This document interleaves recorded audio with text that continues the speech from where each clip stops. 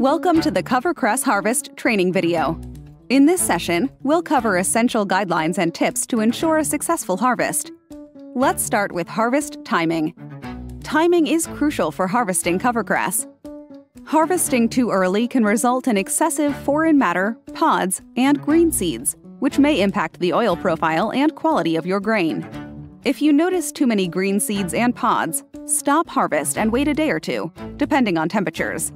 Proper harvest timing involves starting when pods thresh easily by hand, which is around 14 to 18% grain moisture. The grain will need to be dried to store at 9%.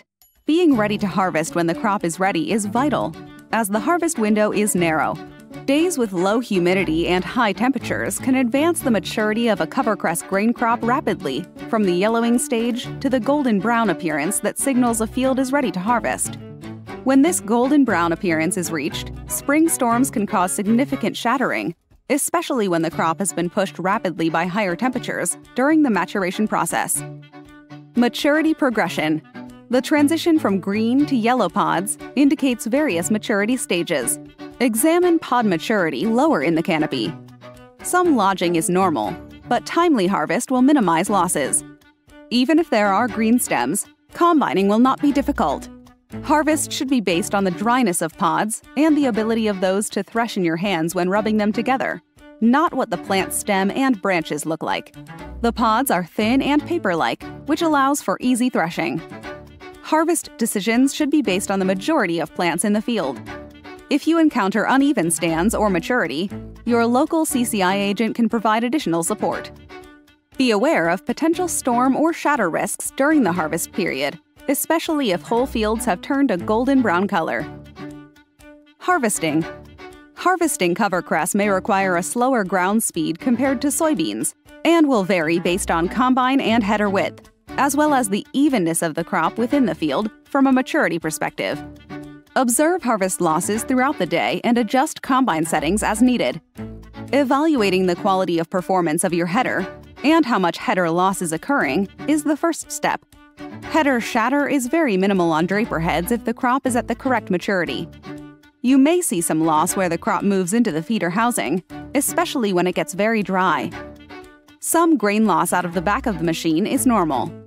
This will occur because the large volume of plant material going through the machine reduces the capacity of the cleaning system with the small grains.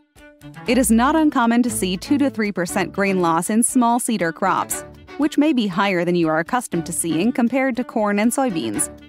Many farmers have a similar experience when harvesting canola and rapeseed. Use small grain settings as a starting point, such as those for canola or wheat. Small wire concaves on rotor combines are recommended, as well as small-tooth sieves. These are critical to grain quality and will significantly reduce pods and other foreign matter in the grain tank. Set the cleaning fan and header reel speeds and position appropriately to manage grain loss and shattering. Target a harvest speed of 2.5 to 3 miles per hour. Due to the broadcast nature of planting, significant material will move across the sieves. Speeds above these levels are achievable when conditions are good at harvest and stems have continued to dry down. Adjustments in fan speed may be required as the crop dries throughout the day and how the crop flows through the combine at higher ground speeds. It is important to monitor the losses when adjustments are made. Grain storage.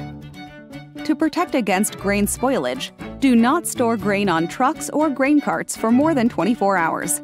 By following these guidelines, you can ensure a successful CoverCress harvest. Thank you for watching, and we wish you a bountiful harvest season.